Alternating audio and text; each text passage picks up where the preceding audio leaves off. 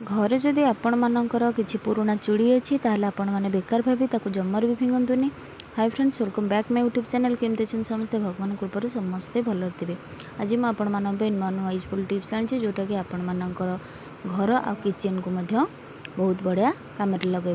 चलो देख ना फास्ट टिप्स कौन अच्छे। फास्ट टिप्स अच्छे एमती किसी इरेजर को लेकिन जहाँकि पिलाने तो स्कूल रे निहाती भाव यूज करती। तो ये कौन मुझे देखेबी ना पिलाने जिते स्कूल जाती ना ड्रॉइंग कला बेले आपण मैंने देखिथे कलर हाथ हो पेन हाथ हो लगे कि देखो रबर अवस्था कौन है। तो ताकू आम क्लीन करने कहले से आम कि तेल नहीं जो आपण मैंने जो तेल आपण मैंने यूज कर नड़िया तेल हो सोरिष तेल हो जो तेल भी आपण मान घर अच्छे से तेल को लेकिन आपण मैंने रबर आपण मैंने चारिपट भलकर लगे ने करिक आपण मानक हाथ में एमती रफली करने पड़ो जहाँफल कि रबर रे जहाँ भी डस्ट थी सब क्लीन हो पाने जदि असना होता है रबर को ताल से तो नवापाई जमार भी राजी हमें। तो आमको पुणी गोटे पिला नुआ रबर दवापाई पड़ता है। तो से आपण मैंने सब गृहिणी मान कहूँ तो पिलाने जो मानकर स्कूल जाकि रबर अवस्था एमती कर तो आपण मैंने निहाती भाव में टिप्स करूँ देखिए आपण मान रबर पूरा क्लीन हो पाने नवापाई बहुत आग्रह हे। आशा करुँच ये टिप्सटी आपण मानक निहाती भाव में पसंद आसो। जदि पसंद आसो लाइक शेयर सब्सक्राइब करने जमार भी भूलि फ्रेंड्स मान सहित शेयर करेंगे जहाँफल कि से छोट छोट टिप्सर फायदा उठे पारे।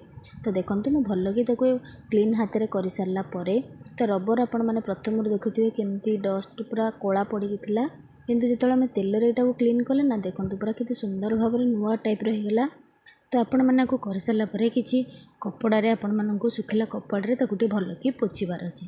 पोछिले कौन हम ना ताधे जहाँ ऑयल थी आम जो लगे से आपण मानकर भल भाव में छाड़ीज। आदि आप न पोछे तो ताधे आहरी डस्ट बाजिक आहरी से असना हो जहाँफल कि पिला जमार भी राजी। तो देखो रबरटा पूरा क्लीन हो गला ना। तो निहाती भाव में ये टिप्सटी आपण मैंने पूरा बहु मात्रा रे शेयर करूँ जहाँकि आपण मानकर बहुत बढ़िया कम आसो। आटा गोटे मनी सेविंग टिप्स भाव में आपण मैंने कम कर। सेकेंड टिप्स अच्छे एमती पेनसिल को लेकिन पेनसिल कौन आपण मानक देखेबी ना पेनसिलटा देखूँ तो मोर टिके साइज टिके छोट अच्छी। तो पिला माने कौन करते ना सब बड़ पेनसिल लिखापी से बहुत भाव में इंटरेस्टेड।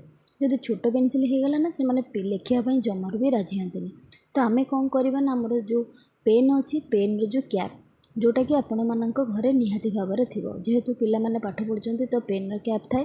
तो से पेन कैप का छोट पेनसिल अच्छे एमती रखिने पेनसिल रखा द्वारा आपण मानकर माने पेनसिलटा टिके बड़ हो जहाँकि आपण मानक लिखापी बहुत सुविधा हे पिला आने छोट बोली पेनसिल को आउ रखिदेवे ना मैंने छोट बोली जदि पेनसिल को रखिदेवे ताहले देखते आपण मैंने बहुत सारा पेनसिल पिला मानक दवाक पड़ता है। तो यही ट्रिकटी आपण मैंने जदि अप्लाई करेंगे देखिए पिला माने जानी ही पारे तो लिखापी कंफर्टेबल लगे।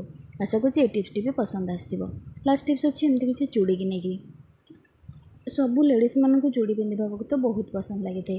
चूड़ी जिते बड़े आमर कलर छाड़ी जाए बा चूड़ी जिते बड़े आम माने ग्लेज कमी जाए तो चूड़ी को आम माने व्यवहार करन ताकू आम घर तो देखते यहाँ जो प्लास्टिक बहुत मोटा चूड़ीटा अच्छी। तो ताकू आपण मैंने डाइनिंग ऊपर रखिकी पानी बोतल को एमती रखिपारे जहाँफल कि आपण मानकर डाइनिंग रे किसी माने स्पॉट आसबनी आ देखा बहुत सुंदर लगे। देखो आपण मानक पूरा पाखर देखा आज सब टिप्स आपण निहाती भाव में यूजफुल। तो वीडियो फास्ट और लास्ट पर्यटन देखिए बहुत बहुत धन्यवाद।